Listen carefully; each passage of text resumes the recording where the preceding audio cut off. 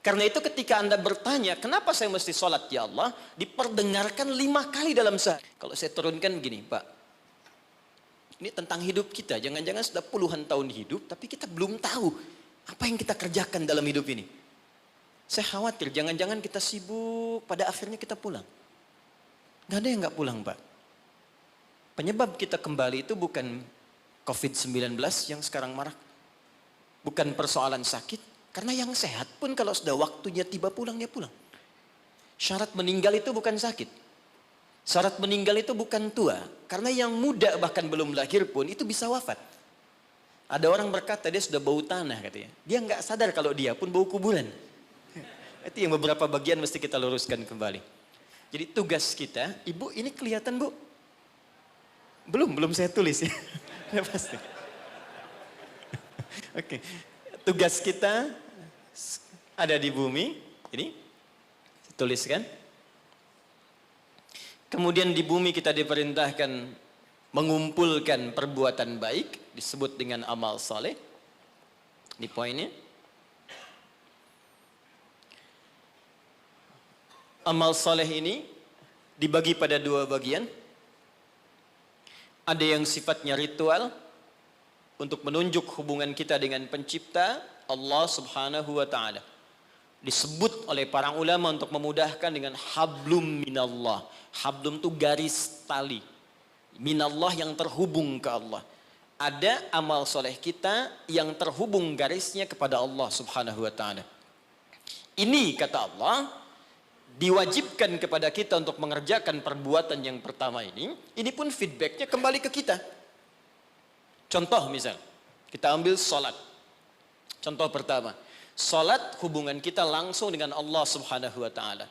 Saat kita mengerjakan sholat pun kata Allah, manfaatnya bukan untuk saya, kata Allah. Kembali lagi pada kita. Karena itu ketika Anda bertanya, kenapa saya mesti sholat ya Allah? Diperdengarkan 5 kali dalam sehari.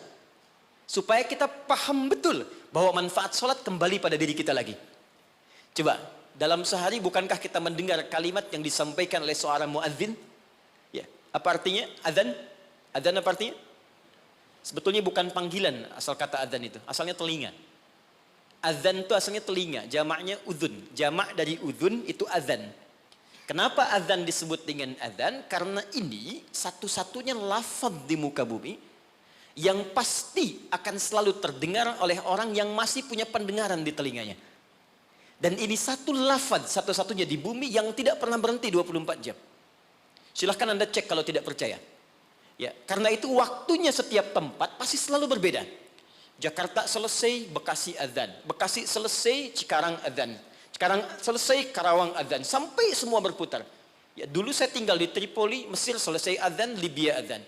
Selesai Libya, Tunisia adzan. Tunisia selesai, Aljazair adzan. Maroko, sampai terus nyebrang. Ternyata 24 jam nggak pernah berhenti. Dan dahsyatnya itu dibagi di setiap waktu beraktivitas. Bangun tidur pertama subuh. Subuh selesai muncul siang zuhur. Selesai masuk sore asar. Selesai pembuka ke malam maghrib. Muncul malamnya isya. Sampai tidur kita isya ke subuh lagi 5 waktu dibagi diperdengarkan kalimat itu. Ketika muncul kalimat hayya 'alas shalah, Allahu Akbar, hablum minallah. Apa bentuk ibadahnya?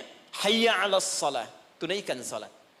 Anda bertanya kenapa mesti salat? Kata Allah lewat suara muadzin, hayya 'alal falah. Supaya engkau sukses. Supaya engkau bahagia. Jadi falah itu bukan sekedar bahagia. Saya pernah terangkan di sini, kalau Anda buka kamus bahasa Arab Inggris, maka falah itu diterjemahkan dengan success and happiness. Jadi di sholat itu Pak, Bu, saya tekankan setiap saya kesini, saya selalu ulang-ulang kalimat ini.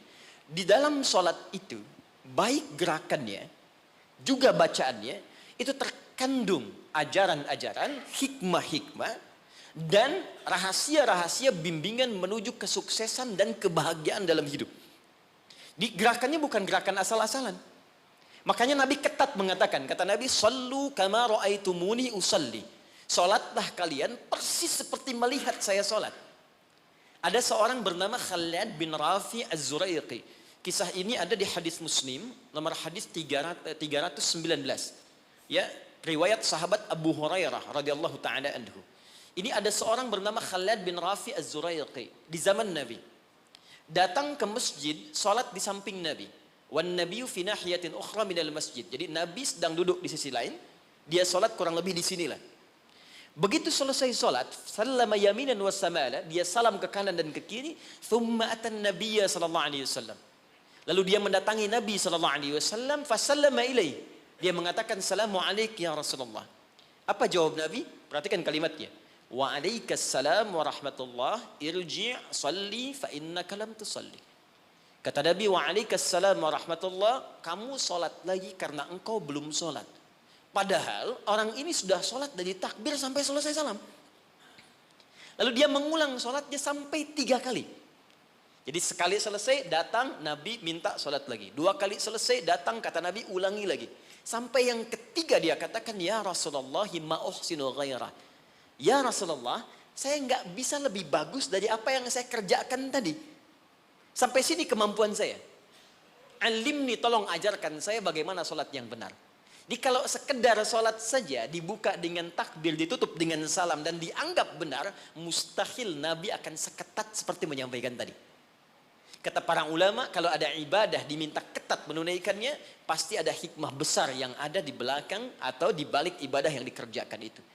Lalu diajarkan oleh Nabi bahkan dari mulai wudu, teman-teman. Kata Nabi, asbighul wudu. Kata para ulama, ini menunjukkan orang ini bukan cuma dari berdirinya yang keliru, dari wudunya pun ada yang salah. Jadi kalau orang dari wudunya sudah keliru, cepat-cepat, asal basuh, asal usap, ini pasti akan berdampak pada keliru sholatnya.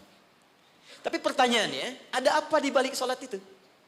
Yang dahsyat, bahkan dari berdiri ini saja, kalau dipelajari dengan benar, itu ada bekal manajemen kehidupan yang sangat dahsyat. Dipraktekkan Abdurrahman bin Auf, hanya hikmah berdiri begini, 3 bulan jadi orang paling kaya nomor 3 di Madinah.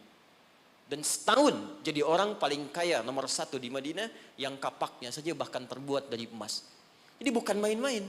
Rukuknya ada hikmahnya, sujud ada maknanya, terlebih bacaannya.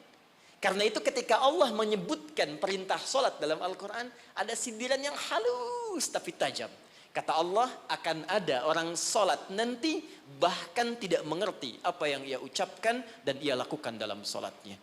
Jadi bagaimana kita bisa khusyuk dalam solat kalau yang kita baca pun tak kita pahami? Nah, apa manfaat di balik itu? Ada kesuksesan di situ. Ada kebahagiaan, falah. Nanti kalau saya turunkan lebih panjang lagi. Tapi singkatnya, ketika kita diminta ibadah pun kepada Allah, hasilnya dikembalikan kepada kita. Jadi kalau orang dengar suara adzan, tahu bahwa sholat itu kunci kebahagiaan, mustahil ada orang yang malas untuk menunaikan sholat.